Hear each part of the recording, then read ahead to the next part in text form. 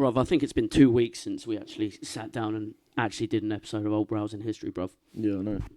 It's been a while. Been a little while, but it's a free podcast, so screw you guys. Nah, we love you really, especially if you're listening after 2 weeks of nothing. Yeah. Back on form. Back on form. The first, I got to admit, the first week, it's all our fault. But the first week we were kind of busy. Yeah. We got this new project we got working on for the council. That was a ball ache. It wasn't. It was fun when we made it, and then once we finally got to look at the footage. And when you actually have to do the work. Yeah. And then once we actually sat down to do it, turns out we fucked up royally. But lesson. It's a learning day. It was a learning curve. Every day's a school day, mate. That's what we say. That's what they say in the game, bruv.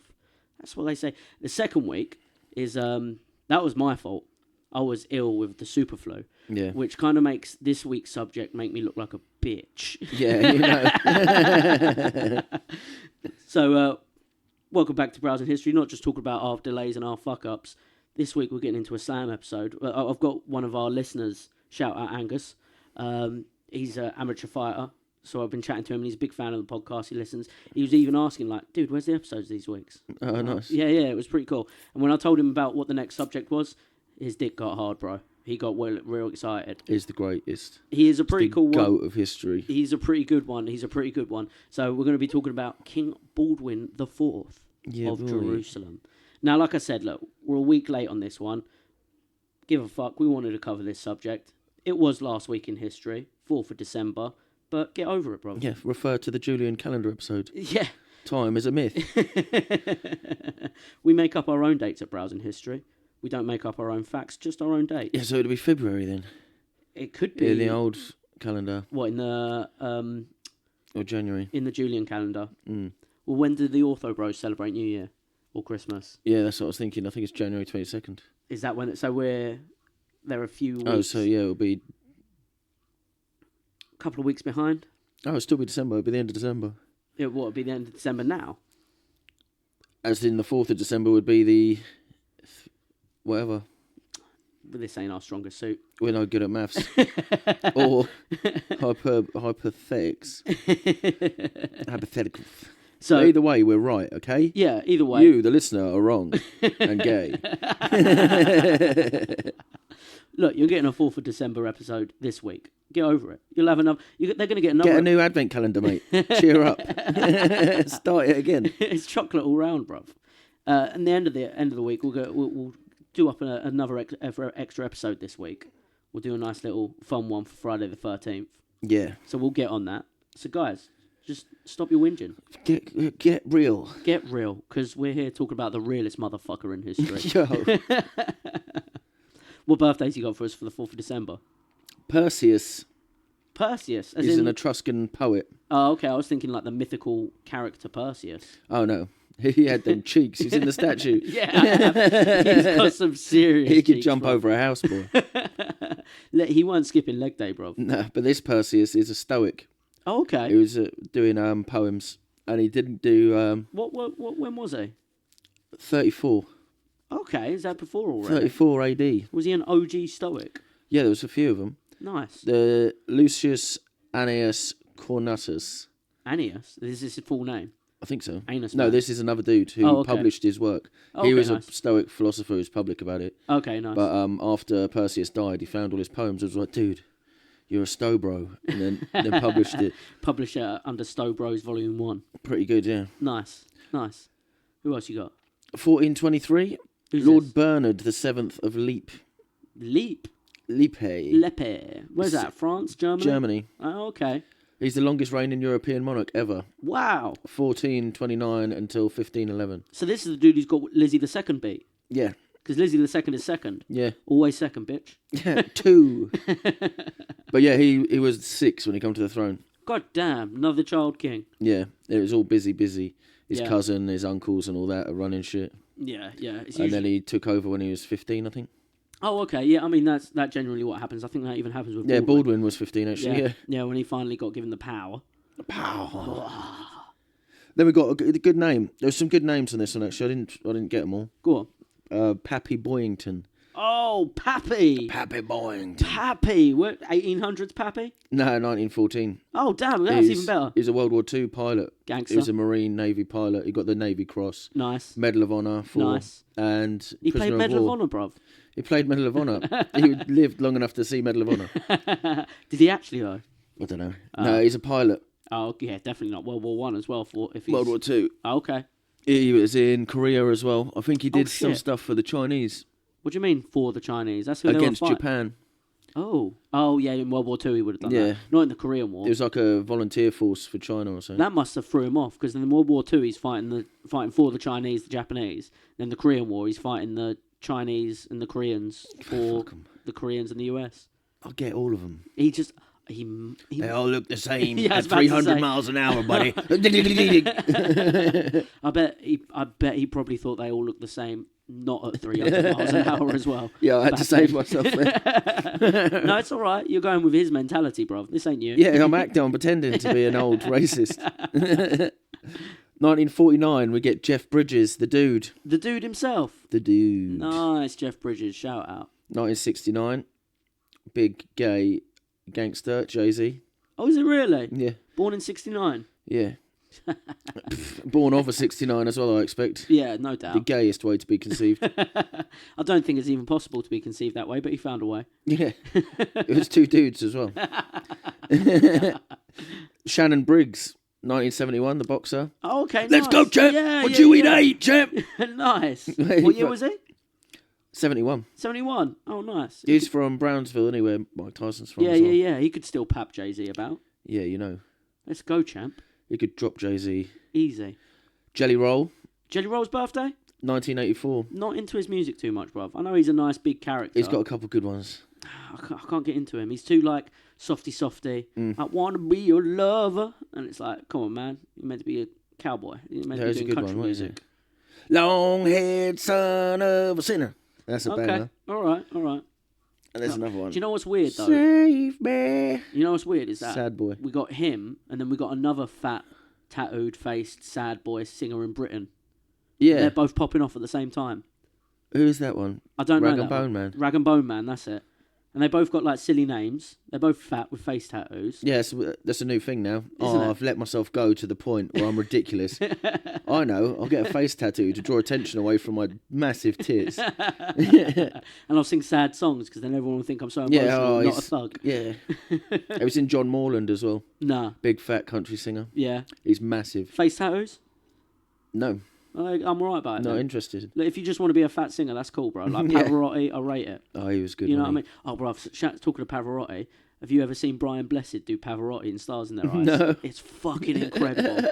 I went on like a Brian Blessed. Oh, I do love that dude, man. Yeah. He's so wild. I went on a Brian Blessed just deep dive one night, and bruv, I love him. I think he's got to be the greatest Brit in history. Yeah. I tried getting a voice AI. Do you know on the old Today in History posts, I've got the SpongeBob voice, the Day in History. Yeah. That was the missus's idea, but for hours I was spending looking for Brian Blessed voice AIs. They don't exist. No, they's too complex for computers. They don't exist. I was absolutely...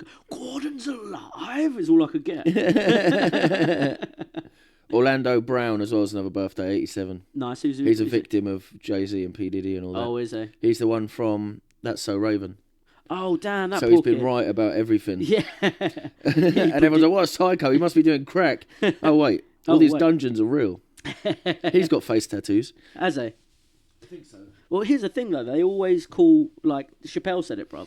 If a black dude comes out in the media saying that there's these horrific things going on, he's on crack, he's crazy. Yeah. They did it to Kanye. And then he got sleepy and started coming out about the doctors. Yeah. I'm not going to say what religion he was. He was Jewish. Dave just didn't say that. He just didn't say the J word. Yeah, no, because it was black people getting him, wasn't it? Yeah. The Oprah Illuminati. Yeah, that's it. I heard a really good perspective on that as well. He cancelled himself when he went to Africa. Yeah. He's got to be the first ever celebrity who went, nah, I'm cancelling myself. Yeah, fuck all this. Although Richard Gere did a bit as well after everyone started talking about the gerbil up his bumhole. Yeah? Well, he disappeared after that. Yeah, so did the gerbil. I do like Richard Gere, though. Top fella. Handsome fella. Big weekend on the game, mate. What the fuck was that? It's a fucking... It's a video. Yeah. big weekend on the gym, mate. Oh. It's like Australians like getting ready for work. Like, oh, you're looking a bit rough, mate. Is it a big weekend on the gym? Yeah, mate. Big weekend on the gym, mate. I think, I can't think of anything else I've seen old Richard Gere in since the gerbil went up his bum. Apparently, I don't even know which one he is. Pretty Woman? Pretty Woman. Yeah. I don't know. That's the only film. No, he's been in some other shit. That's the only film ever. Well, the fact that Donald Trump gets loads of quotes from Pretty Woman, they're huge. That's Pretty Woman. Is it? Yeah, she walks into the shop after they treat her like shit. She's like, you made a big mistake. Huge. And Donald Trump is pretty much, the Richard Gere character in Pretty Woman. True. You know Businessman. what I mean? Yeah. I also like to think that he's big in Sex and the City. Mrs. watches Bear Sex in the City. I don't remember it. Do you know? Oh, there is a guy called Big. I remember that, and he's like a businessman, isn't he? Yeah, always just rocking up in the limo, pulling. I thought it was more about his rod, his hog. Well, I think that's what the nickname comes from. But are you trying to say the Golden Emperor doesn't have a hog? No, apparently not. But he doesn't need a hog. He's the Golden Emperor. He's the Golden Emperor. He makes giant children. Yeah, his son's like 6'8" now or something. Yeah, I finally heard 6'9". his voice for the first time the other day. I want it to be a mystery. Yeah. But he does look exactly like Alexander the Great as well, doesn't he? Yeah, he does look like Alexander the Great. It's pretty based. It's pretty based, and he's taller. Yeah. Talking of based, should we get on to Baldwin IV? Baldwin the Based. Baldwin the Based, bruv. So, he's born around about 1161. That's all we got for him. No. The release date is his birthday as well, isn't it? It can be. Yeah, sorted. Sorted. Done it. Now, his dad was a dude named Amatric. He was then the Count of Jaffa. He's a trick. He's the Amatric. It means his mama is a hoe. He was the Count of Jaffa and Ascalon. Round about to this point in the old Middle East, in the Holy Lands, we've had our first crusade. Yeah, boy. We went there. We took Had it. a good one. I say us. It was the Franks, the French. Yeah, so much Baldwin's a Frank, isn't he? Yeah, so much so that they all call them the Franks. Yeah. It's like they weren't the Europeans, they weren't the Crusaders, they called them the Frankish kingdoms. Yeah. So, very French. You know what, France? Maybe you did a pretty cool thing there. A descendant of Charlemagne, aren't they? Are they? Yeah, they would all be descendants of Charlemagne. Yeah, you're right. And his ma was a chick named Agnes of Courtenay. Agnes is a good name. Agnes is a good, strong medieval name. You know she's wenching. She's wenching hard, dog. Now, Baldwin's godfather was his paternal uncle, who was actually King Baldwin III. Yeah. Yeah. He's from the first Crusade episode. No, it's a different one. Oh, was that Baldwin the First? Yeah. Oh. Yeah. So this is Baldwin III, his uncle. And his uncle joked at his christening that his gift to him will be the king to make him king of Jerusalem. Yeah. But everyone was like, yeah, that's a bit of a joke. You just got a new bird, didn't you, bruv? You're about to shit out of fucking air, ain't you? Everyone was like, yeah, big jokes, big jokes. Of course you're not going to make your nephew your heir. Turns out. It does. Well, at this point, right, you got all the other kingdoms of the Crusades, all of them knocking about, and they're surrounded just entirely by Muslim states. It's what happened, bruv. They went into a Muslim area, they tried knocking it up. No such thing. It's the fucking Holy Land, mate, all right? But they, like I said, they arrived from the Western Europe and remained Western in culture while they were there after the First Crusade, which was like 52, 55, 10, 54, 52, 55. So, no, Pre-Hastings. 1099. It was actually, going back to our First Crusader episode. Oh, yeah. Either way, it was after the First Crusade that these kingdoms started knocking about. Yeah, it'd be 1150 when he was young, wasn't it? Yeah, that's it. So the king was young, like I said, recently married. Everyone thought he's getting his own son. That was a proper jokes about giving your nephew the kingdom. Proper jokes, proper joker. But then we have a problem, bruv. 1163, coming back from a little raid, Baldwin III dies, childless. Oh, no. Needs to stop fucking around with these jokes. Yeah, making stupid jokes. Making stupid jokes. God was like, that's a great idea. That is a based king. If I ever that did is see my representative on earth. If I've ever seen a baby represent me, which one? My baby, who represented me. Then it's this dude. His uncle, Baldwin III's brother, Amatric, ends up actually being his heir. So Amatric becomes king. Okay. Mad tricks. But the nobles of the kingdom, they ain't a big fan of Agnes, bruv. No? No. What's wrong with Agnes? Well, she was from a family that once ruled Edessa. And they had lost Edessa to the Turks. And Seljuk Beyandur'da. everyone thought that if she's in power in Jerusalem, she'll manipulate the courts and everyone so that all of the old chavies from Edessa would end up in control of Jerusalem. Okay, yeah. So they were like, yo, Amatric, bun that hoe. You got to kick her to the rocks, bruv. Kick her out. Yeah, stop acting like such a trick. Yeah. So, I'm a trick by name, I'm a trick by nature. The amateur of tricks, bro. This is me. So he ended up being like, yeah, all right, fair play. I mean, being the king of Jerusalem is kind of cooler than having a wife called Agnes. Yeah. You know, I know she's wenching. I know she's fine as hell. I know she probably whittles the shit out of my fucking threads, bruv. I know she got that sick washcloth arm. What's it called? Rumpelstiltskin? Yeah, I know she's She's weaving. She's weaving. She can weave. She can weave like Donald Trump. Just in a Weave with the best of conversation. them. She's got that Odessa weave. So they kick her out. And after that, Baldwin grew up without his mother about. Agnes remarried soon after, and only saw Baldwin on public occasions after that. And Baldwin as well had a sister, a little sister called Sabella. And he hardly saw her as well. She ended up getting raised in the convent of St. Lazarus. Yeah. Which is quite important to Baldwin himself, Yeah. old St. Lazarus. We'll get to them. So, 1167, age of 6, Baldwin gives a new stepmummy. He's confused. He keeps catching her trapped in things. Yeah, so she's always stuck in that damn washing wheel. He's not that close with her. And Queen Maria, her name is, she's an ambitious woman, bruv. Everyone thinks that she's going to want her kids to be taking the heir. Yeah. So I'm sure that's another reason he didn't get on with her. But age 9, 1170, Amatric decides, Baldwin needs a good teacher. He needs a solid geezer. And he gets a dude named William Archduke of Tyre.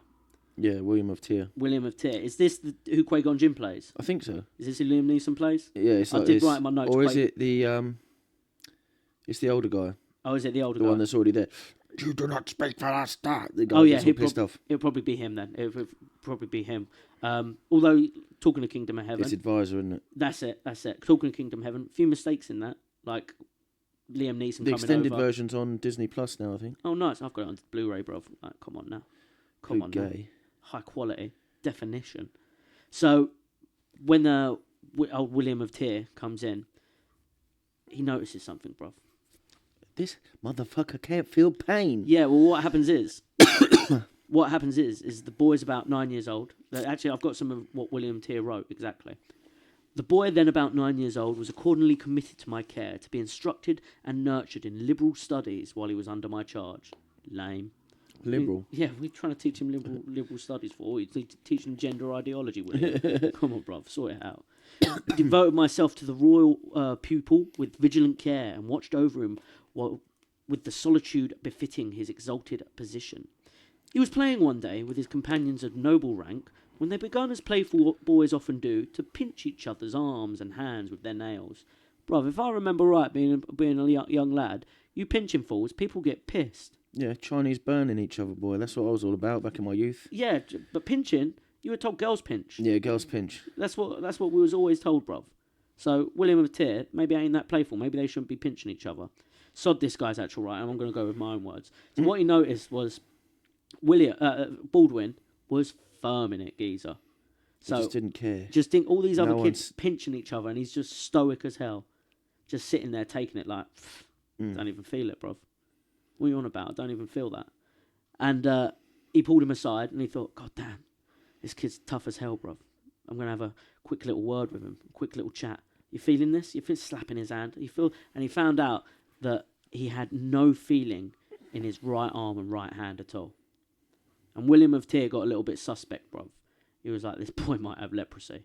No, I ain't got Google. Yeah, no one really believed him to begin with either, did they? No, people weren't sure. They didn't have Google, did they, bruv? Yeah, it's like WebMD says he's actually dead already. No WebMD, none of that. They couldn't confirm leprosy back then, right? They had some ideas, but people weren't sure, right? After that, King Amatric was like, you know what, this boy still needs some hooking up.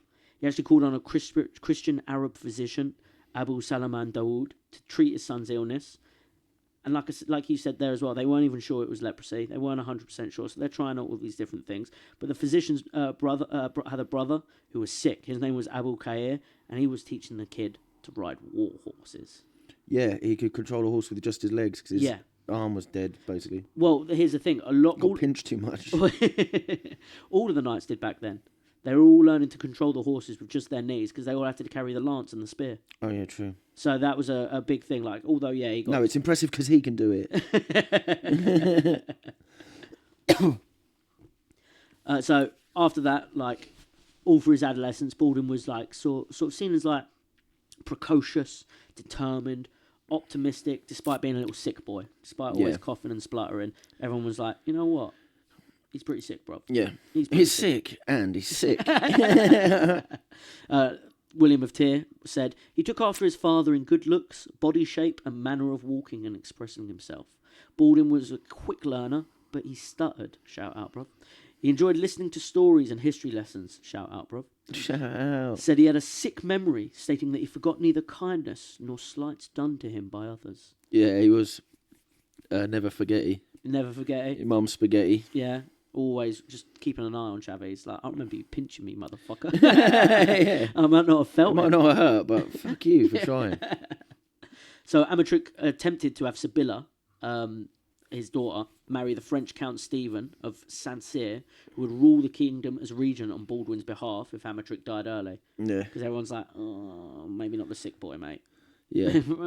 Yeah, Sibylla was like married off about 12 times. Yeah, man. Sibylla was always trying to marry off Sibylla. Yeah, just because they weren't sure if Baldwin IV was going to make it, bro. Yeah. Makes me think maybe these weren't such good Christians. What, because we've already had like 3 divorces. Yeah, well, Amatric, yeah. Well, here's the thing, and whenever they get a divorce back then, they're always like, whoa, it's because they're related. And it's like, yeah, all you motherfuckers. Yeah, you're fucking... you're all Charlemagne's children.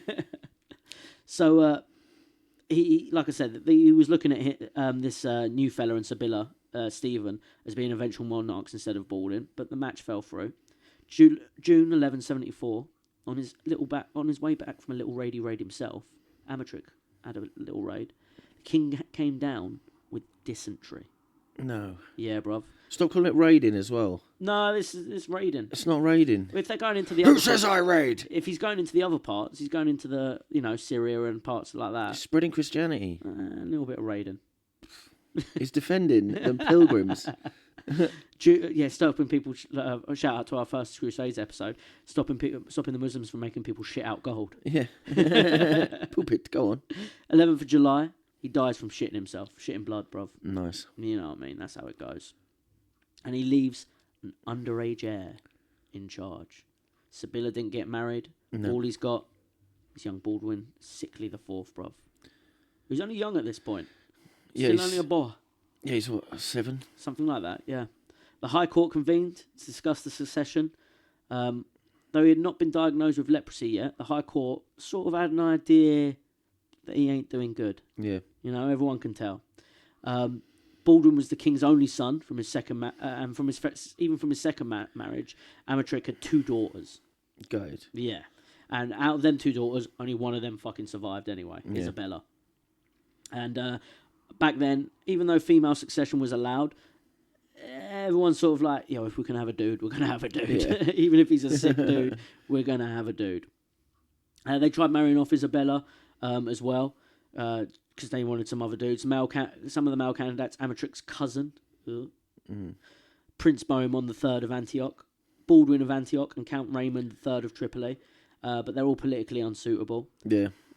Bohemond was bound to distant Antioch. Baldwin is in the service of the Byzantine Emperor Manuel Comnenus, and Raymond was basically a stranger to the barons after 9 years locked up in Muslim captivity. Yeah, they don't know, and he's still locked up at this point. Yeah, so they're sort of like, oh, maybe not this chavvy. Yeah, write him letters anyway.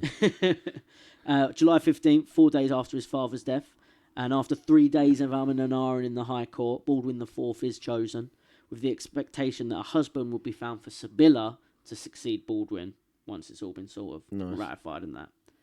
The young king's coronation by the Latin Patriarch of Jerusalem, another Amatric of Nesle, took place immediately in the Church of the Holy Sepulchre. And medieval rulers were typically crowned on Sundays, right? Yeah. But Baldwin IV, he had a special case of a Monday. I ain't doing shit on Sunday, bro. It's the rest day. Yeah, you read the fucking book or not, boys? But yeah, they chose a Monday for him, the 15th of July, 1174, because it was chosen as it was the 75th anniversary of the First Crusade's first seizure of Jerusalem. Shit, yeah, nice. Yeah. That's cool. Yeah, they're on the 75th anniversary, bruv.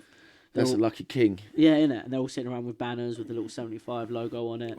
They're all chuffed, bruv.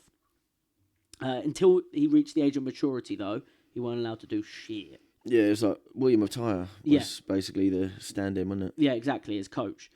So it was 15 in the Kingdom of Jerusalem before he was allowed to do it. So he needed a regent, exactly that. It was his boss, his coach, until Count Raymond III of Tripoli rocked up. Raymond. And he succeeded in claiming regency as the king's closest kinsman, even though they didn't want him to do the marrying job. They were like, oh, you look after the throne for a little bit. You know, you can't marry the chick, but you can do a little part-time. Have the army, yeah. A little bit of part-time. Another dude named Miles, who wanted the job, he was murdered while trying to extend his hold of the government. Fuck you, Miles. Name like that, fuck you. Yeah, Miles, you know. Nobody's remembering you, bruv. You know what I mean? Your name's Miles. No new seneschal was appointed for 2 years, so you know what? Raymond's pretty much got it down. And the young and sickly king presided over the high court meetings when the regent was away on military duties in Tripoli. Nice. So even bit though of practice. Couple of away games. Yeah, home games. Yeah, home games. Just a couple of little practice games. Baldwin's mother Agnes comes back though. Agnes is back in the picture. She returned to court when Raymond became regent. She's frequently accused by historians of exploiting her son's condition for self-gain, though. Yeah. Fair play, love. She wanted Guy for... Oh, is it Guy the... Is that Orlando Bloom? No. No. It's the dickhead one. Oh, he comes up. He comes up later. Yeah, William... But he wanted him to marry Sibylla. Sibylla, yeah. So he grows up without his mum since the age of 2, right? He's got no real memories of her, so even though she's been like devoted and kindly to him, they've sort of still got like no strong attachment. Yeah. He sort of sees her a bit of an auntie. Do you know what I mean? Yeah. But so why aren't you stuck in the washing wheel, mother? That's all I ever found, the stepmother. Yeah. During the regency, it starts getting clear though that this kid's blatantly got leprosy. Oh yeah. Like he starts getting little green spots like in The Simpsons. Puberty, they reckon, accelerated his development of leprosy. So, test. Yeah. What's going to grow? Your leprosy. My balls? No. Your leprosy does. His condition worsened rapidly as well as soon as his balls started to grow. Most severely affected were his limbs and his face, which made the subjects of the court gross the fuck out by him when they had to approach him. Yeah, it'd be horrible. He's literally got skin rotting off his face, bruv. And you got to go up to him and be like, hello there, child king. Have you thought about maybe an iron mask? Never wore one. He did. I know Kingdom of Heaven has a dope mask for him. He wore a veil. No, he wore everything. He used to like little... He had a veil over his mask. Little cloaky scarf, bruv. But yeah, despite everyone was well surprised, they never segregated him. Yeah. Because like... It wasn't as contagious as they thought either. No, but they thought it was fucking contagious. Thought it was bad. Yeah, they thought it was real bad. Like, as a leper, Baldwin wasn't allowed to marry or have children. Perfect. And really what they probably would have done back then is given him to the Order of St. Lazarus. Yeah. Because there was this Lazarus is the leper king, isn't he? That's it. So there's the leper saint. Whole order of knights of all had leprosy. Oh, sick. Yeah, and it was like a Knights Templar order, the Knights of St. Lazarus, but they all had leprosy. Like those guys from Fallout. The rotting ghouls. Yeah, the ghouls. Yeah. They had a rotting ghoul army, bruv. That's pretty sick. And the whole idea was that you'd be part of this army until the shit fell off, until you just rotted to death, bruv. So that's pretty cool. Probably lucky that he didn't get sent to him. 15th of July, 1176, Baldwin reaches the age of majority and Raymond's regency lapse. And at the suggestion of his mother, he needs a new fucking right-hand man, bruv. The king appointed his loyal and capable maternal uncle, Jocelyn of Courtenay. I don't know if you remember, we mentioned Jocelyn of Courtenay earlier. It's his uncle who's in the Muslim nick. Oh, yeah. So he had recently just got out of the nick, just got out of Muslim jail. And he made a deal with another Christian state to help the Muslim nation against an Egyptian sultan. Ooh, who could this be? A naughty Seljuk Turk? A naughty Seljuk Turk who rebelled against the other Muslims named Saladin. respect where respect is due, though. He's probably the best leader He's a pretty chill dude. for like a long time. Yeah, like he's a pretty chill dude. Like there's a story later on when he sieges one place, and some nobleman's like, "Let me just get the fam out, bruv." And Yeah. Saladin's like, "Yeah." And after, when they took Jerusalem, they realised they hadn't destroyed the mosque, so he's like, all right, I'll leave all the churches then. Oh, really? Pretty chill guy. He is the He's chill not guy bad, meme. Yeah, I'm just a chill guy who likes to expand his empire. So this new change in government signalled a new Frankish approach to the Egyptian ruler Saladin as well. Especially now old uncle's out of jail and fucking giving Saladin shit. And it's because Saladin had sort of been allowed by Raymond, the previous guy in charge, to encircle the Crusader states, taking as much as he wanted. Yeah. So now they're all sort of like, fuck this new upstart. Can't afford it. Can't afford it, bruv. So Baldwin didn't ratify Raymond's peace treaty with Saladin. He firmly agreed with Uncle Jocelyn, like, fuck these guys, they had you in the nick. Yeah. And, with the Sultan's power, they were like, we need to sort this shit out. This needs to drop, bruv. And by the time Baldwin IV ascended, the Fatimid Caliphate had been overthrown by Saladin. So by the time Baldwin's in power, Saladin's the big boss, bruv. Big. He starts going to what's called Zengid territory. So the Zengids were like another... It's actually where Saladin came from. Yeah. He was a Zengid who rebelled himself. Okay. And then he's going back and fucking up the Zengids. Now he's Egyptian Sultan and all of this. And as soon as Baldwin took government, he began planning a full-scale attack on Egypt. So straight away... Yeah, he's just like, wants to hit him where... Well, hit him in his main kingdom, isn't it? Which is, I think it's pretty dope, though. As soon as Baldwin's power, 15, he's like, yeah, fuck this guy. Let's go to Egypt. What's this? It's in the noses on them fucking sphinxes, mate. Let's get over there. I have myself a little dog-headed god just hanging around. How are they having that? Yeah. Actually, no, I guess they wouldn't be having that. They'd be loving Allah if they was under Saladin, wouldn't they? True, no images. No images at all, bruv. So, Saladin's busy in Aleppo, and the king take advantage of Saladin's campaign, and he leads a raid into Damascus. I know you don't like the term raid. And this is Baldwin's first experience of warfare. Despite having use of only one hand, he refuses to delegate his army duties and takes part in the fighting himself, bruv. He's an absolute boy. Only young as well, one-handed, just going in there swanging. And then him and his advisors decided to intervene in Saladin's war against the Order of Assassins. Shout out to our Order of Assassins episode, we spoke about that. They had a little hit out on Saladin. August 1st, Baldwin and Raymond lead the armies of Jerusalem and Tripoli, respectively, in a raid of the Bakwab Valley, modern-day Lebanon, where they defended the garrison of Damascus, forcing Saladin to abandon his entire campaign. Yeah. So straight off the bat, first assault against Saladin, fuck you, we got it. When he was 16, he had a great victory. That's it, bruv. He felt in that time that he would live forever. Is that a direct quote from Kingdom of Heaven? Yeah, well, that's what he says it of. November... Second person. Who says it? Orlando or Ed Norton? Ed Norton says it. Nice. When I was 16, I had a great victory. That's the victory, bruv. November 1176. Saladin only escaped because he had racing camels. Oh, really? Camels are better. Actually, it's true as well. Yeah. That wasn't just a Kingdom of Heaven fact. That's straight up. Yeah, he had actual racing camels and was just like, fuck out of here, bro. Yeah. That's pretty dope. Again, another feather in the hat of Saladin on that one. You know what I mean? If you're going to make your getaway on anything, a racing exotic animal. You know what I mean? But they're better handling. They're better on sand. They can do sharper turns. No doubt. They're faster, and they carry their own water, don't It's like he made a getaway on an F1 car. Yeah. Of the desert. Bam! I'm out of here, bruv. Like modern day Arabs. Yeah. In the Lamborghinis in the desert. It's November 1176. William of Montefrat marries Baldwin's sister, Sibylla. Yeah. Despite misgivings of the nobles who no longer trusted his cousin, who was the Emperor Frederick of, I think, the Byzantine Empire. And Baldwin actually offered to resign the throne to William at this point. Yeah. But William was like, nah. He tried.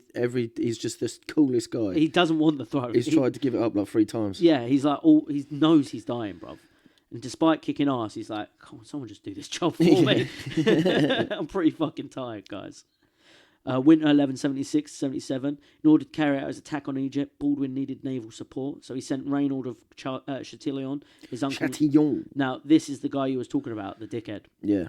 So this guy was actually his uncle's old cellmate in the Muslim prison. Oh, nice. Yeah. And apparently a bit of a ruthless warlord. That's why he was locked up. Yeah.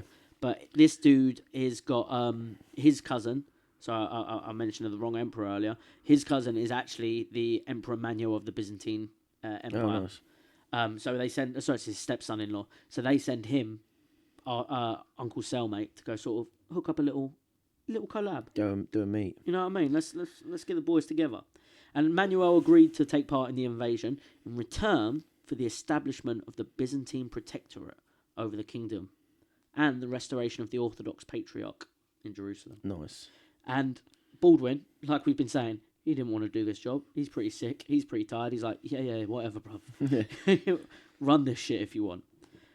So Raymond's mission is successful. Baldwin consented to this marriage, to his marriage with the lady, fuck this name, the lady of Altair Jourdain, Stephanie of Millie. Stephanie of Millie. Pretty cute little name, isn't Yeah. it? But this ended up gifting Raymond the fort of Korak. Korak. Now, the fort of Korak is pretty important. It sits alongside the border between the Kingdom of Jerusalem and Saladin's land. It's right up against Saladin, isn't it? Yeah, it's like right up. And Reynold would use this fort to harass the shit out of Saladin's supplies. Like, every time Saladin sent in wagons between Egypt and Syria, Reynold is just there like, nah. That's my loot, bruv. Started hitting them, long trader wagons on Red Dead Online. Yeah. Just dynamite and arrowed the shit out of all of them, bruv. April 1177, William of another dude enters, another William. Dude named William Montferrat. Yeah. This dude had a nickname, William Longsword. Nice. You know he carried a huge dick, bruv. And he has he's been made to count. He's going to be the new marriage to the king's sister, not Sibylla. Sibylla's other one. Isabel. And Baldwin, on his way to meet this, William Old Longsword, he falls sick with malaria, bruv. Yeah. Which is bad. And Baldwin decides, don't worry about it, I'm still going to go visit this fella. Amateur move, because guess what? Old malaria. leprosy boy gets fucking malaria now. He can't give blood. He can't do shit, bro. But gets sick, apparently, and kick ass in battle. William then dies in June, bruv, leaving Sibylla pregnant and Baldwin incapacitated without a deputy ahead of a major war offence, bruv.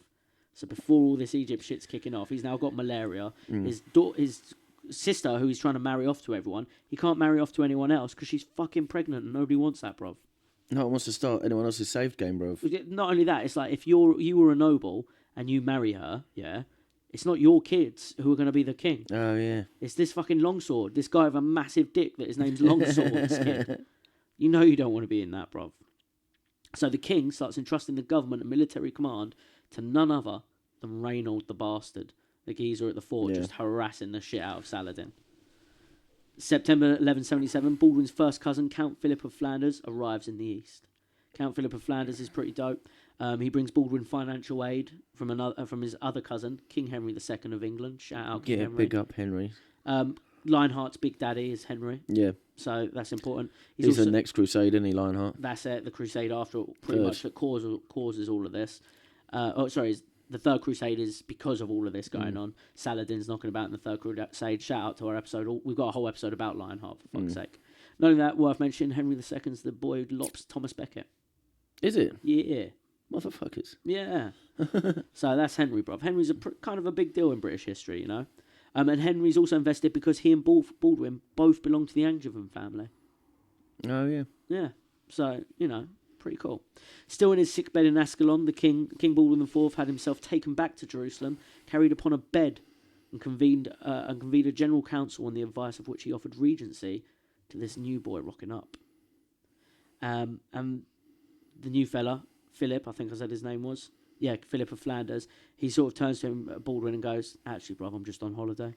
I know. I'm having a pilgrimage, boy. I know I brought the army with me and everything, but kind of on hollybobs here, bruv." It's lads on tour.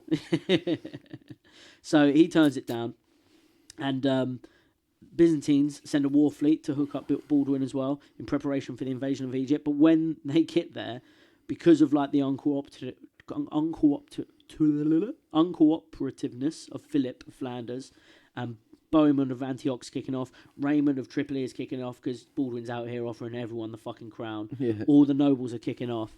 The the Byzantine navy turns around and goes, well, fuck this mess, Yeah. and just fucks off and doesn't join in. Yeah. So now Baldwin's stuck with this hot mess he's made. He's got a pregnant sister, no navy backing him up, and he's just trying to hand out this crown to fucking anyone. Just doesn't want the job, bruv.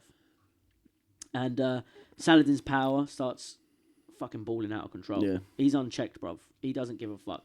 The Byzantine alliance is collapsing. It is not looking good. Baldwin still tries to court them, though. Still tries to court the Byzantines. He hopes that they remain committed to his kingdom, but they ain't interested, bruv. Now, in October 1177, Philip, the new dude who turned Baldwin down, he left the kingdom of Jerusalem with his troops to help Raymond of Tripoli attack the Muslim-held city of Hama. Yeah, so the next battle he goes into, he's like unsupported, isn't he? He's like well outnumbered. Yeah, because everyone's gone north. Everyone's gone exactly that. They've all gone north, which is you'd be kind of pissed if you were him and you offered Philip this job, and he's like, "No, I'm just here on holiday. I'm gonna go have a little war up north." Yeah, come on with me, bro. Come on, man. Nah, your face is creepy. Get yourself a mask and maybe we'll hang out. Yeah, you know. 18th of November, with the Frankish army in northern Syria, Saladin decides this is the time to go take Jerusalem, bro. Yeah. This is it. So he ravages the entire kingdom of Jerusalem, not just like the main city. He's going to Gaza. He's doing a little bit of IDF over there. He's all over the shop, bruv. Sends like raiding parties all around the kingdom. And so the king, Baldwin IV, decides, I'm going to head to Ascalon because, I've got to try and get all the boys together. They'll all knock around about there. And in 22nd of November, Saladin reaches Ascalon. And Baldwin decides, you know what? Fuck all this running and hiding, bruv. I'm going to lead my troops out to meet him. Not only that, I'm going to carry the holiest of relics with me. The true cross. Takes the true cross out, that's right. Now, I don't think the true cross was the entire cross that you see in Kingdom of Heaven. I think it was just... No, they did have a big cross with parts of the cross in. That's what I'm saying, yeah. It had parts of the true cross. It's like a shadow board. Yeah. So despite having the greatest Christian collectible ever and seeing how drastically outnumbered he was, the king retreats into the city. And Saladin too saw the strength in his numbers, and he starts marching towards Jerusalem. Baldwin manages to contact the Templars who are down in Gaza trying to save those people. Well, I don't know. Tunneling, yeah. However, he gets hold of the Templars in Templars Gaza. are all right. And they're all like, you know what, let's come hook him up. And contrary to Sultan's expectations, Baldwin and Reynold then rode out of Ascalon, joined up with the Templars, and attacked his dispersed army as they're trying to organise into like a thing. Yeah, because Saladin was always like, little parties would be broken up. Yeah. And he'd have like supply shit going on, so his numbers are never as big as it Well, like seems. I said, he a lot of the time, on this one, he had sent all these raiding parties out to different parts. And when he finally gets the boys together, he's like, right, organise into this troop. And that's the point when everyone's like, fucking now, go, attack, right in. Which is pretty genius. Best way to do it if you're going to fuck up a big army, isn't it? Yeah, this battle, this campaign. Yeah. He kept everyone together. Yeah. I think the Templars were somewhere else, and he made sure to collect them before doing the attack and that. So the young king as well, Baldwin IV, he's in the forefront of the battle. Yeah, boy. Still one arm, still just rocking on his horse. And Saladin barely survives this battle. Probably makes it out on another racing camel, bro. Yeah. And not having enough men to launch an offensive on the retreating Muslims, Baldwin decides to fortify the Damascene frontier. The Templars convinced him to build a castle, Chastelet, in the upper Jordan River. And he's a bit reluctant at first because the Franks had actually promised never to build on that river. They're like, no, I know we're at war, but I won't put a little castle boaty boat there. In the end, they decide, nah, fuck it, we got to. And Saladin even offers them money, like, yeah, come on, bruv, don't build that castle. Yeah. Come on, bruv, you promised. And just like we promised you, the Soviets, that we wouldn't go into the Ukraine, but whatever, that's neither here nor there. The king, though, refuses. No, I'm building this little temple. I'm building this castle. It's hanging right on the Jordan. And in 1178, Baldwin hosts the patriarch of the Syriac Orthodox Empire, Michael the Syrian, in Jerusalem, and wins his lasting loyalty to the Frankish cause. So he's getting everyone together. Even the Syrians, who are meant to be on Saladin's side, they're coming over. April 1179, Baldwin intended to round up the sheep passing from Damascus to Banias. So he just wants to get a few fucking flocks together. Oh, yeah, a little bit of lambs, you know what I mean? And Saladin's nephew, Farrukh Shah, He's sent to investigate the king's He's like a movement. vet. He's an old hard cunt. Oh, is he? Mm. He's been about. Yeah. Nice. So he gets there and he runs into Baldwin herding his sheep, which is a pretty Christ thing to be doing as well, herding your sheep, you know what I mean? Well, you're supposed to just get one, innit? You leave the flock and you go and get the lost one. Oh, is that... Oh, well, he's just trying to get all the sheep together. He's been a nice little shepherd. And of course, obviously, a skirmish follows. The elderly but exceptionally able Humphrey II of Toron sustains fatal wounds while protecting the king. Because the king's, again, getting stuck on the front line, bruv. Yeah. You don't give a fuck. Rotten face, don't care, bruv. Despite his progressing illness, he continues fighting in the battle because that's just what Baldwin does, bruv. Weeks later, Baldwin rode out again to intercept Bedouin raids of Beirut and Sidon. Again, this one, he starts demanding to be carried into battle. Yeah. So he's getting too sick even to even ride out on his horse. He just lounges on a bed with a fucking dank pointing his sword like, let's go get him, boys. Yeah, he's like on the sick bed, isn't he? Yeah. But he, someone literally carries him out of battle, saves his life. Yeah. And no one knows who it was. Yeah. That comes I've been up. trying to find out who it was. It doesn't... I think I may have it in the notes of who he was. I don't know. I might not. We'll get to that. Late August, Baldwin summoned a host to Tiberias to respond to Saladin raiding their new castle on the River Jordan. But the castle falls before the relic of the true cross could be fetched. So they were like, yeah, we'll go save that castle. Quick. Get the cross. Okay, it's too late. It's pretty wild that they won't go to battle without the cross, though. That's pretty sick, isn't it? When, But that was his thing. He like inspired people. He didn't make... It wasn't about hate or rage like you usually see. yeah, It was like... let's get the boys together. Cool shit. Yeah, let's get them all loving JC, bro. Yeah. Winter of 1177-78, the king's widowed sister, Sibylla, gives birth to this Baldwin. to William Longdick's son. And they name him, Baldwin. Baldwin, who will later be Baldwin V. A year of official mourning for the child's father, William Longdick, concludes in June 1178. So now it starts becoming appropriate for them to find a new king Yeah. for Isabella. A dude named Baldwin of Ibelin rocks up. Ibelin. And he's well known. He's been living in that. So this is one of the things that they get wrong in Kingdom Kingdom of of Heaven. Yeah, he didn't come from France. He was already part of the Crusader kingdoms. What, the dad? Ibelin. Both. Ibelin's the place they're from. Yeah. Baldwin of Ibelin. They're the Baron of Ibelin. He already lived in. Like he didn't have to bring his son from France. All of that. They was already right. there. And in order to avoid antagonising the Ibelins, however, King Baldwin allowed Balian of Ibelin, Orlando Bloom, Yeah. to marry the king's stepmother, Queen Maria. It's Nice. like, see all the shit I keep getting her stuck in, bro. You all love this one. But so the real Balian was Baldwin of Ibelin's brother. He didn't come from France, like I said. He was already knocking about in that area. July 1178, Baldwin IV began associating Sibylla with him in public spaces. Being like, this is the new... she's going to have to take over. Don't know if you guys have seen my face. Kind of rot in it. So he's acknowledging her as the next in line to the throne. He begins contemplating marrying her to Duke Hugh III of Burgundy. Duke Hugh. And wrote to the King of France, to be deprived of the use of one's limbs is of little help to one in carrying out the work of government.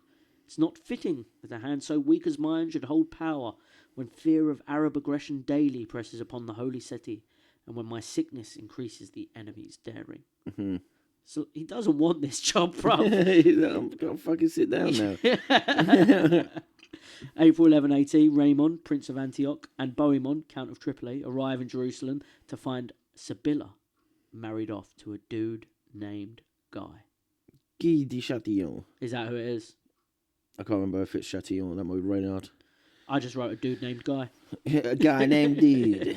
The prince and the count marched with their armies to Jerusalem, and it's most likely that their intention was to force the king to have Sibylla marry Baldwin of Ibelin and to then abdicate. Yeah. So they're kind of doing him a favour. He doesn't want the job, but they're sort of trying to force their way of doing it. Yeah. And he ain't happy about, bruv. He never approved of Baldwin's... the king had never approved of the ambition to marry his sister, Baldwin's ambition. And though he did wish to abdicate, he's not keen on people fucking making the rules for himself, you know? Mm. And Baldwin acts decisively before his kinsman's army reaches Jerusalem. Lusignan, that's it. Lusignan. Guy de Lusignan. Guy. Guy. He arranged for Sibylla to marry a Poitevin knight, Guy of I forgot already. Lucien. Raymond and Beaumont have no option but to accept the fate, and a whole coup is foiled just by marrying a dude named Guy. William's pissed. Yeah, William of Tyre worked hard for all this shit. Yeah, bruv. Cranky as hell, bruv. Baldwin had hoped to abdicate, but he's prevented because there's a deep rift within the court after all this fucking mess. And then, because of all of this going on, he sort of turns to Saladin and he's like, get a little 2-year timeout for us, bruv. Yeah. Just a little 2-year timeout. And let's have a truce. Just a quick little truce. And Saladin's down for it because, like we said, Saladin's a pretty chill guy. He's all right. He's not too bad, bruv. And he's like, yeah. I'll sit this one out. I've got some fucking problems to sort out in northern Syria. So Baldwin sent his uncle and chief minister, old jailbird Jocelyn. Oh yeah, because there's still rebels, weren't there? Yeah, that's it. Saladin rebels. Yeah, that's it. Because he was a rebel himself, so Yeah. he's got to quash the old regime still. Yeah. So yeah, Baldwin sends his uncle, chief minister Jocelyn, the jailbird, who is locked up, to assure the Byzantine court that Jerusalem still needs a bit of help, bruv. Yeah, you know. And during Jocelyn's absence, from mid-1180 to mid-1181, the full burden of the government fell on the shoulders of the king. So he ain't even got his uncle to help him out anymore. And he relied chiefly on his mother during this, Agnes. So, bad bitch, Agnes. October 1180, to secure Guy's position and prevent the emergence of an alternative claimant, Baldwin has his 8-year-old half-sister, Isabella, solemnly betrothed to the teenage lord of Durand. Nice. Humphrey IV, son of Reynold the Warlord. Oh, you know, the dude in the fort. So Isabella then is sent to live at Correc Castle with the Lady of Altea Jourdain, Humphrey's mother, as far as possible from like any co-conspirators and shit like that. Yeah. And Baldwin made use of the truce with Saladin to strengthen the position of his maternal kin, granted lands to Jocelyn, Uncle Jailbird, while associating Guy and Sibylla with like the public, being like, these are the guys going to check these guys out. Yeah. They're all right. Sort of like what Lizzie did with Camilla and Charles for a long time. Just sort of, hey, check out this horse-tooth bitch. Yeah. We don't want her. She's gross. She's gross. Get rid of her. He wants to be a fucking tampon and sit in her knickers, bruv. We don't want none of that. Yeah. That was fucked up. And then he comes out with a painting where he's covered in period blood. It's like, come on, geezer. We don't need none of that fetish. So Baldwin remains unreconciled with Raymond, and he forbids the count to enter the kingdom of Jerusalem because of the succession problem. And everyone starts getting bare suspicious, bruv. Baldwin apparently likely intended to charge Raymond with treason and deprave him of the Principality of Galilee, a fief of Jerusalem, which Raymond was meant to have by marriage. And the law prevented the king from seizing the fief, though, without the assent of the High Court, without the High Court's permission. And they're sort of trying to urge him to reconcile, like, come on, bruv, sort this mess out. Saladin's knocking on the door, bruv. I know you got a 2-year truce, but this is a whole fucking kerfuffle mess you've made just by hoeing out your sister like this. So, middle 1181, Baldwin's truce with Saladin is due to expire, right? But it's broken by fucking Reynold at Kerrick Castle. Yeah. Uncle Jailbird's fucking nutty Uncle mate from the Psycho. prison. He starts seizing a merchant caravan on its way from Egypt to Damascus, so fucking up Saladin's shit. And like, Baldwin was even like, yo, Reynolds, just fucking give him some cash. Like, so you've pissed him off, just give him a little chuck on the side. And Reynolds like, nah, bruv, not me. I ain't doing that. I don't know if you know who I am, bruv. I'm fresh out of jail. I'll do what the fuck I want. So a recent anti-Catholic coup then kicks up in Constantinople, which gives Saladin the confidence to finally attack the Kingdom of Jerusalem again. But Baldwin ain't fucking taking that, bruv. You ain't gonna fucking take that. In July, he marches with his host to relieve the Muslim siege of Bethsan and gain his outnumbered army. He wins at the Battle of La Forbole. So again, he's out here sick, just winning, bruv.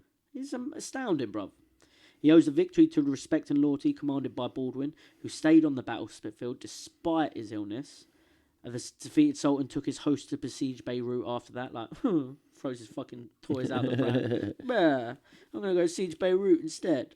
While another army from Egypt attacks the south of the Kingdom of Jerusalem. So Baldwin's in hot shit now, bro. Yeah, you know. Despite winning, despite just trying to get rid of his job, he's real in hot shit now. So he knew that he was being provoked into dividing his forces into two by Saladin. But he says, fuck all that, bruv. Beirut's way more important. He ignores the southern attacks and just moves his troops straight to Tyre. And from there, he procured assistance from Italian Maritime Republic, bruv. Got some Italian pirates on his side. Lifts the siege of Saladin's naval blockade at Beirut. And Saladin says, fuck all this, brother, just abandons the siege. Yeah. Sick of it. Yeah, he always pulls out. He's like, I don't care. Yeah, whatever. Have you seen the size Save of the dudes. Yeah. But he declines to make a truce. Because he still wants this war, bruv. Jerusalem's going to be his. It's what he wants. So, but at this point, Baldwin and his fucking boys are worried as shit. Yeah. They're big spook, bruv. Saladin fucks off north to, again, fuck up some Zengids. They still got that old regime he's got to deal with. And start to expand his realm. While Baldwin leads an attack on Saladin's Damascus territory. Then on to Borsa before finally laying siege and capturing a place called Cave de South. Don't know why he wants a cave. Maybe he thinks Bin Laden's hiding in there, bro. It's the main cave. It's the Bin Laden cave.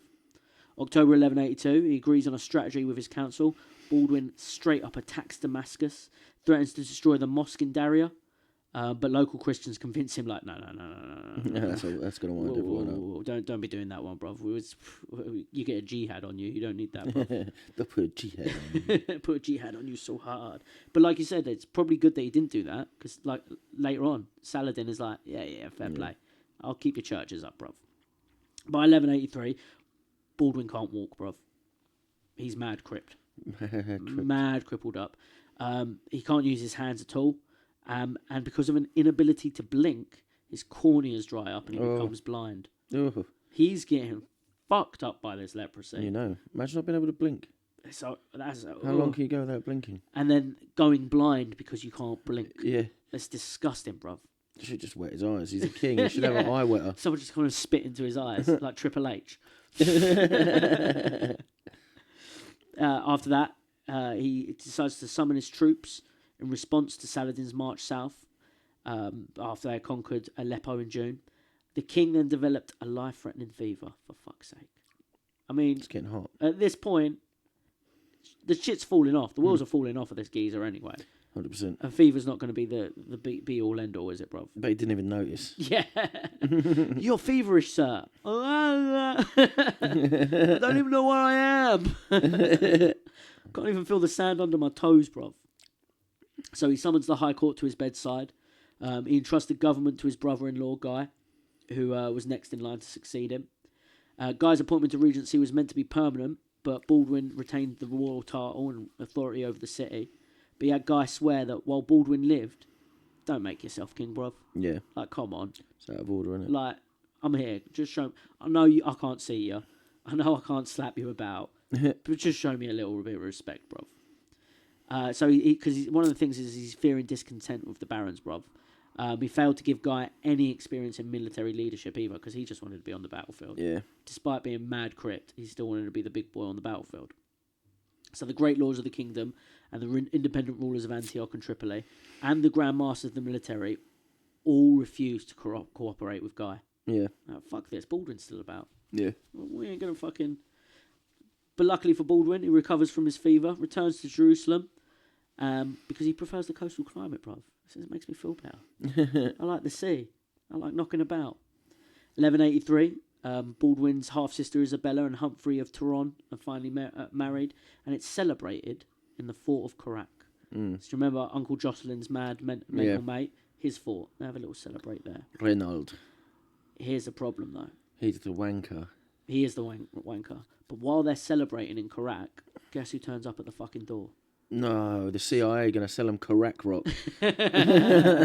Saladin rocks up at the temple, the castle of Korak, bro. I've got you a siege weapon as a wedding gift. I've got a bunch of dudes with me and a siege weapon. Can we come in?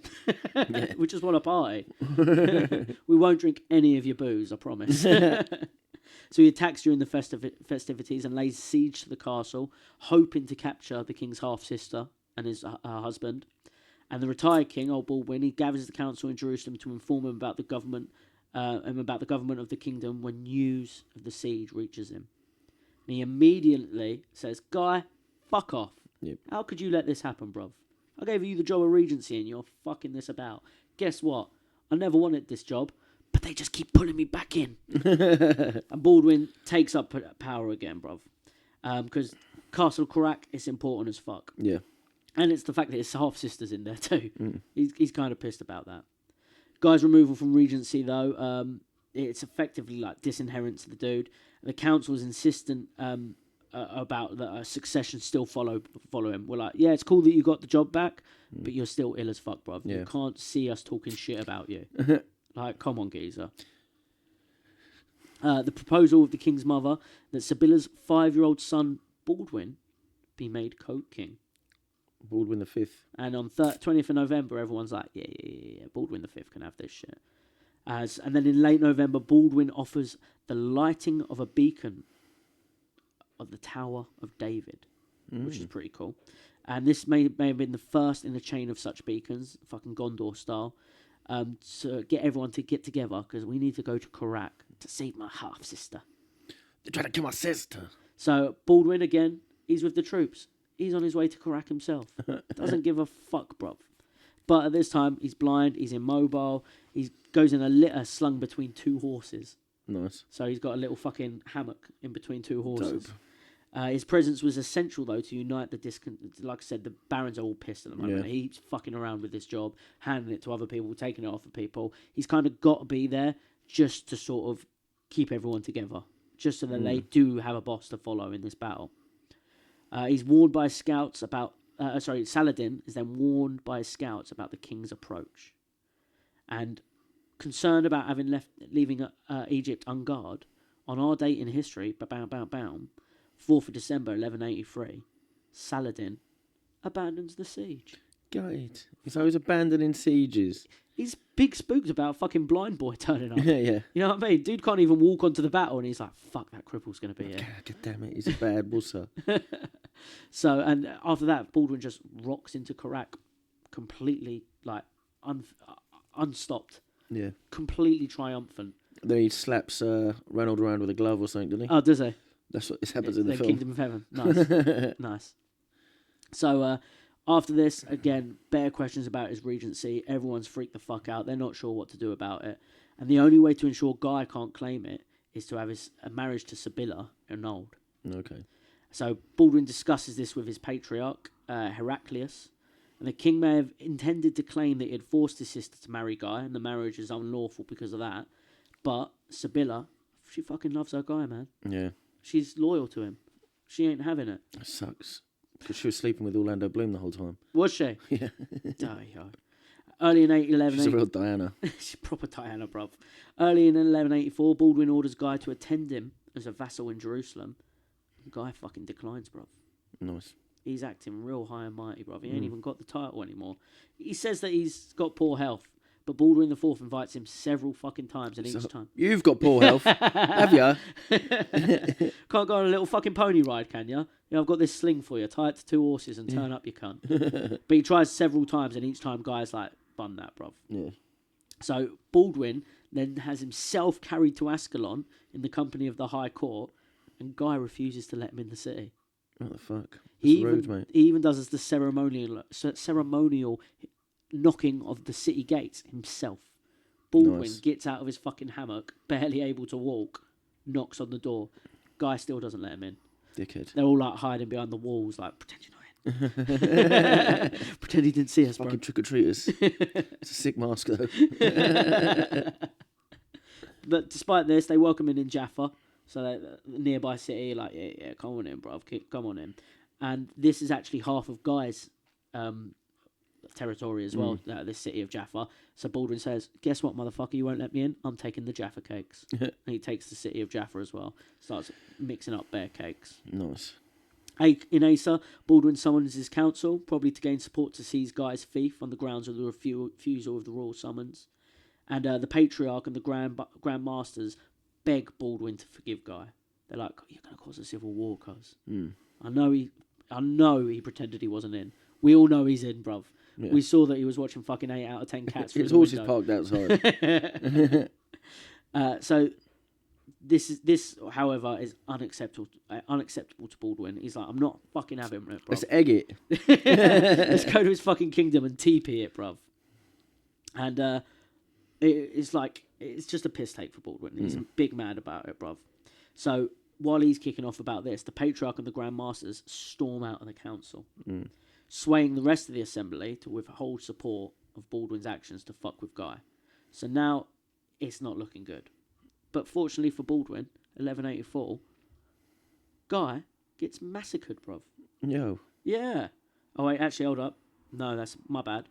Guy fucks up and massacres a Bedouin of the royal fief of Durham. Yeah. So he's pissing off Baldwin even more. He's just going out there slaughtering dudes. Because these guys are under the royal protection because they provided information about Saladin's movements. And Guy's just fucking them up. The fucking gypsies, mate, get them. Yeah, but they're gypsies who were loyal to Baldwin. True. They're giving him info on fucking Saladin. They're all right. They're all right. Sneaky gypsies.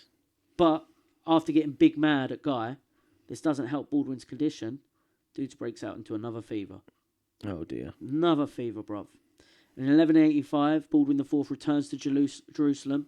He bestows his regency on Raymond of Tripoli, the man whom he'd never trusted before, but he couldn't find anyone else to fucking do it. He's got this fever. He knows he's on his way out, bruv. And at the time, he expected to survive the illness, despite, giving up his job again, because he survived bear fevers. I think this is his second time being super leopard up and surviving a fever. But within weeks, everyone realises this might be your last disco fever, bruv. I don't think we're going to be seeing you moonwalking again. And on his deathbed, he summons the High Court to appoint a permanent regent. His nephew, nice, Baldwin V. Yeah, boy. And Raymond is chosen to be his little fucking dilly-dally helper. The dying king then orders that homage be rendered to his nephew as king and to Raymond as regent, to be followed by a solemn crown-wearing ceremony at the church where he was crowned of the Holy Sepulchre. In March 1185, Baldwin IV dies, tended by all his homies and his vassals. He's buried in the church of the Holy Sepulchre, close to his father, King Amalric. And that's the end of Baldwin IV, bruv. And it doesn't go great for him even after death. No. Because after that, a year later, Baldwin V dies. Yeah, he had leprosy as well, didn't he? Did he have leprosy? For fuck's sake. Stop naming your kids Baldwin. They won't get leprosy. Sibylla. It's got the word win in it. Sibylla succeeds her son, makes Guy king. And then by 1187, bruv, Guy fucking loses the kingdom of Jerusalem to none other than fucking Saladin. Yeah, boy. And then that leads us into the Third Crusade. Richard Lionheart. Richard crusading. So it's sort of like a prequel to our Richard the Lionheart episode. Yeah. Sort of a little bit, kind of. But yeah, that's Baldwin IV, guys. He was much cooler than we let him sound like. Well, basically, watch Kingdom of Heaven if you want to see how cool he was. Oh, yeah. But extended. A few mistakes in that. Like I said, Orlando Bloom was already knocking about in Jerusalem. Didn't have to come from France with Liam Neeson. That is cool, though. What? When Liam Neeson turns up with the Viking and that. Oh, okay. I still ain't seen it, bruv. I've got it on Blu-rays. Why ain't you seen it? I ain't watched it. You're scared of getting radicalised. No, I always said because it's my father-in-law's favourite film, so I always said I'll watch it with him, but he's fucking notoriously difficult to get to sit down to watch a film. Just fucking watch it about 11 times. To be fair, I was really, like I said, I was ill, not leprosy ill, last week, and I was going to sit down and watch it then, but there was orcs raiding my empire in Total War, bro. So, you know what I mean? Like, Muslims, orcs, I had to make a choice. I decided to deal with the orcs. And then the vampire nation attacked. So, like... Vampires? Gross. Mate, loads of them. Now you know how he feels. I do know how he feels. I've been trying to run the human empire in the Warhammer universe. This is Warhammer fantasy, not fucking 40k shit. Yeah.